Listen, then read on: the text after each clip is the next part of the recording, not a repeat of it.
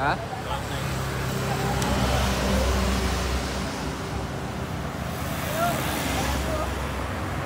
Antipolo.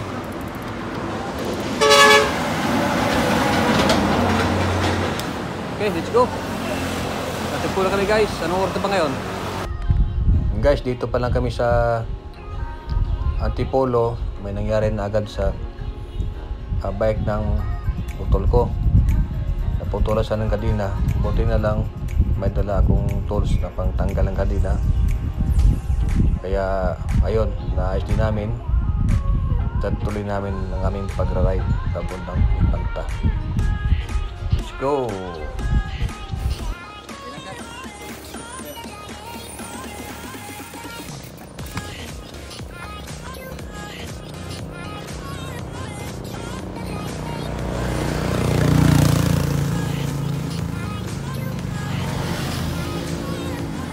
Yan guys, dito tayo ngayon sa Sitio Balingbing, Barangay Plaza, Tanay Rizal. Ayan, Tanay Rizal.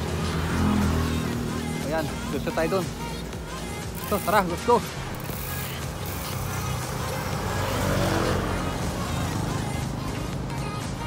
Layo-layo pang biyahe.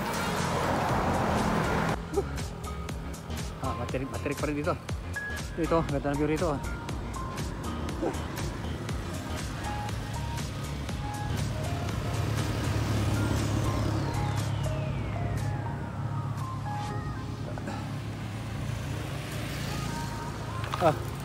Maraming ahon, oh. Kaya naman, kaso siyempre mag-selfie muna tayo dito. Malapit tayo sa Palok. Sa Palok ng taas yan eh. So kami ngayon sa Sampung Kapinpin. Sa Infanta, papunta doon Infanta. So papunta pa kami ron. Kaya muna kami guys. Pagdating namin sa Marilaki, nasurpresa kami sa matinding ahon. Mahabang ahon, matitirig. Kaya medyo laspag kami sa aming pag-ahon dito. Ganda ng kasada rito. Pakinis ang daan. Hop.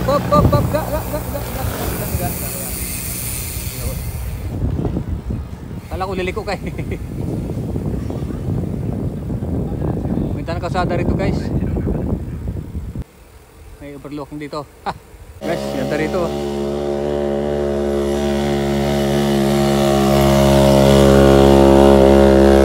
Silipin natin.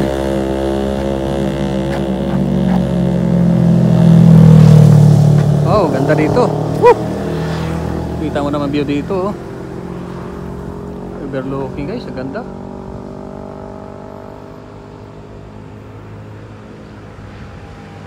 Bundukan. Pantay na pantay yung ano, yung may bundok dito, may bundok pa doon. Patong-patong ba? Sa pataas. Kaya ang ganda ng ano niya, view niya. Ito yung road.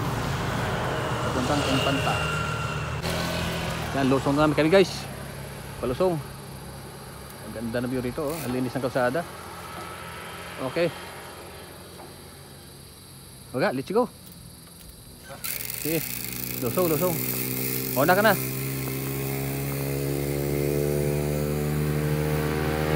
Yan. Ganda ng view rito, oh. Sa mundok. Dito belok.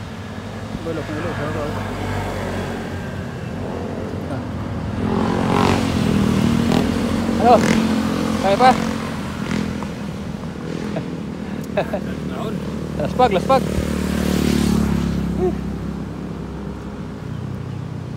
Lapas kalahati pala tayo.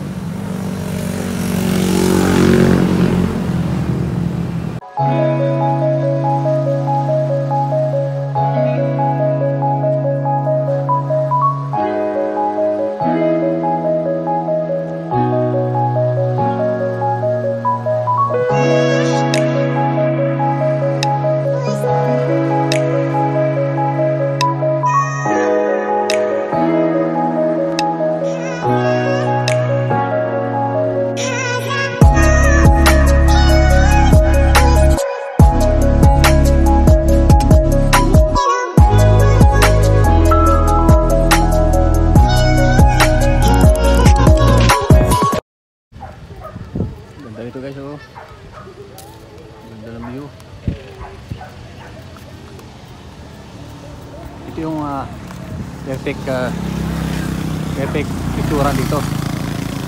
Ito. Marami ritong momento na mga nakamotor, nakabike para dito sila mag-picture. Ganda dito. Taas. Mas maganda guys sa personal, makita nyo to. Mas maganda tingnan siya.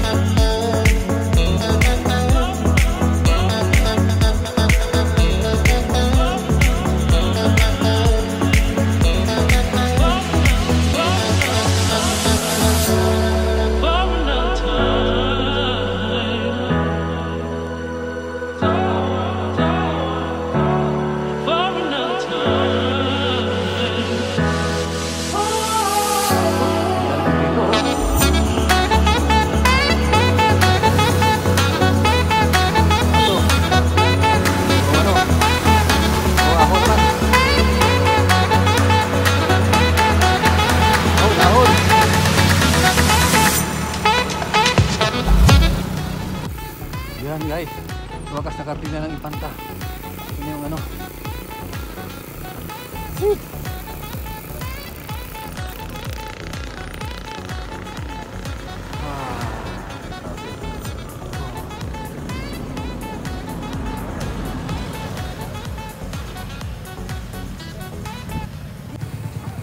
So guys, lapas na kami ng arko ng ano, Gama, Impanta.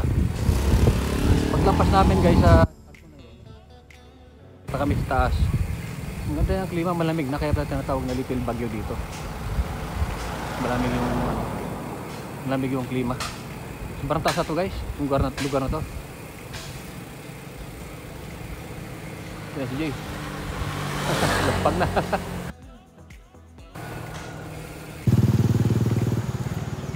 Tapos tayo. Pagod ka kung makakita ka ng ganitong view, parang nawala na yung pagod mo eh.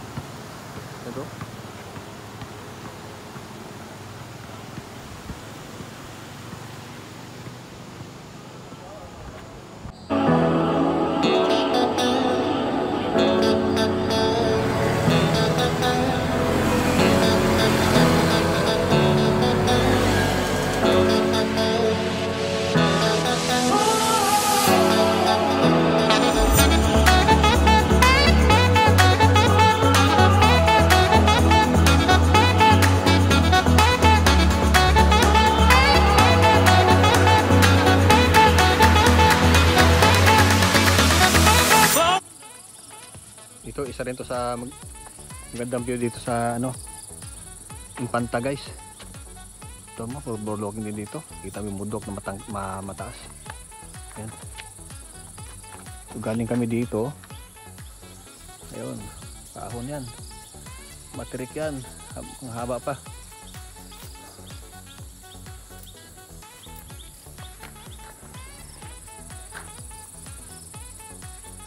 Hindi to pwede sa baguhan guys, yung ano, yung Impanta kasi grabe kadaming ahon tsaka malayo.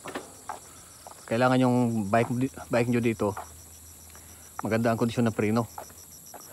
Ang daming ano, ang daming mga ulusong dito na matitirik. Yan. Grabe yung lusong dito guys. Sobrang tirik. Yung preno ko uminit. Busa mo tubig. Haga. Ano to? Ayun mo na. Ito ko.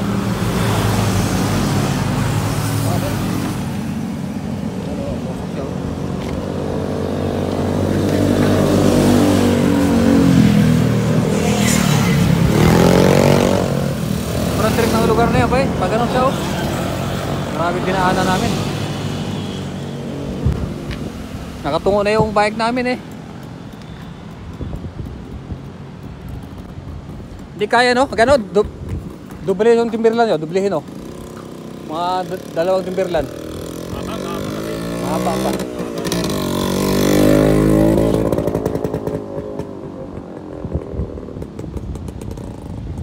So, diretso na kami ron. Huh. Di pa namin alam kung gaano pa kalayo. Kasi walang ano dito, yung signal ng internet ko. Wala.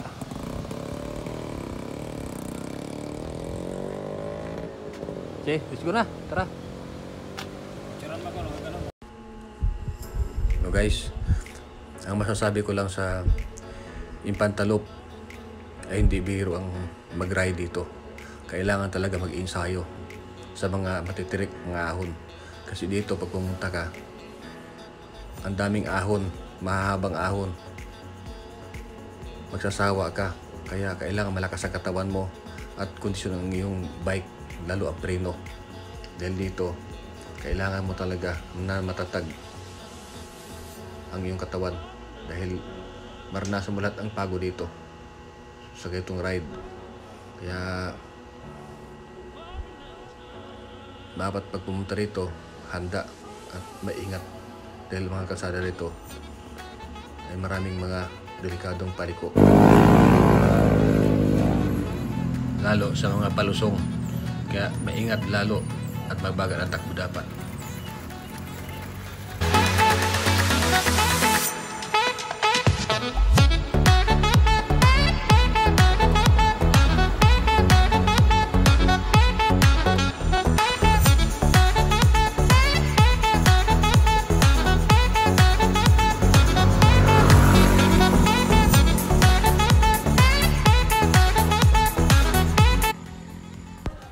Saktong 8:30 guys, dumating kami sa Infanta. Total naming na-ride 140 km galing Barracks, Caloocan City. Laswag na laswag kami guys sa aming ride dahil puro ahon. So ngayon makikitulog muna kami dito sa aming kilala sa Rail Quezon. Thank you guys. There's not much to do when all I can is thinking about you. Not doing well, don't know where you are, 'cause you're not here. It's been way too long. If I could lay down beside you, I would. When nothing really matters, that's all I wanna do. I hope that you are safe and that I will see you soon. If I could lay down beside you, I would.